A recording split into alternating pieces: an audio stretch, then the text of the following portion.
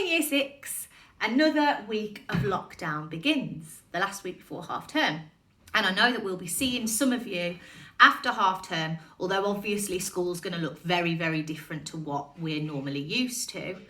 Now this week, I have set you something slightly different for your home learning.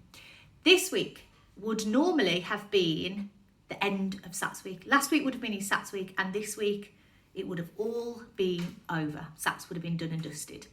So in order to mark the occasion, we have set you a SATS paper. Dun, dun, dun. It's not a usual SATS paper. It's a silly SATS paper, and one that we really hope you actually enjoy doing over the course of the week.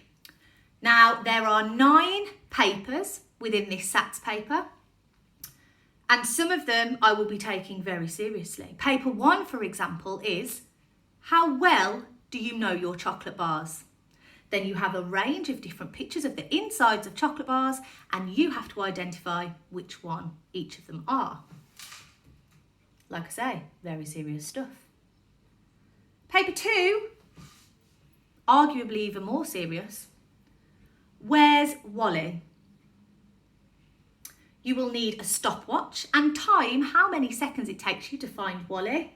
The times will then be ordered, and you can receive up to 10 marks.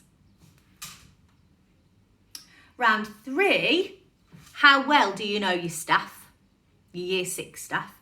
So you've got a bunch of clues on one side, you've got a list of staff on the other, and you've got to match up which teacher belongs to which fact.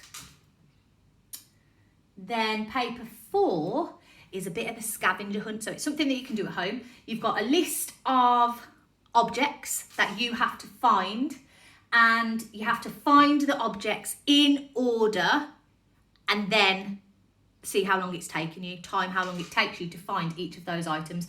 We've tried to pick items that you're going to find really easily around the house. Paper 5 is a spelling test. Now, obviously, there's only one way to do a spelling test. Only the words in this spelling test might be slightly more unusual to what you're used to. Paper 6, you've got some art. SATs don't assess art, do they? But this is a really nice opportunity for you to do some everyday art. So it's got some everyday objects, and you have to select that object and then include it in some sort of drawing, and there's plenty of examples on there for you to have a look at. Then you have some maths. They're all sort of problems for you to have a go at and work your way through in your own time, really. Then I love the reading paper.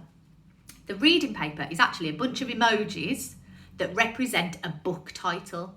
So you have to look at the emojis, which give you some clues, and decide which book they're trying to describe. What's the title of the book that they're trying to describe? There's a mark for each, and there's 15 of them. Then the last paper is something that we want you to actually genuinely take really seriously. The rest is all a bit of fun, and we've called it Silly SATs. But I do think paper 9 has got some real value to it. It's all about your secondary school. So it asks you to go online and have a look at your secondary school's website. It asks you to identify some of their key values or mottos. Find out the head teachers' names. Do they have house groups? 3 exciting facts. So that could be a club maybe that you want to join.